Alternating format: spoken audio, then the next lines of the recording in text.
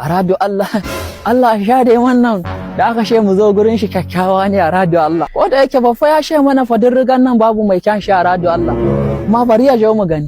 Salamu alaikum. Amu alaikum salam. A jaura kai ne. Ai a radio Allah mu ne shannu fa. Yawa sanni. Shanni a gida ya aiki dama babban mu ne ya kwatanto mana nan ya ji labarin cewa muna shan aure shine ya she mu zo mu shame ka a radio Allah. Wallahi an faɗa. To masha Allah sai kuma muka ganka da shi a radio Allah. Wallahi cikin tsohon saurayi na. Tsohon saurayi ka? Shi ya maka wannan shige? Ka a radio Allah amma an yi wawa wannan. Kai, ya maka shige kuma ya guje ka? Wallahi yanzu ya rabu da ni.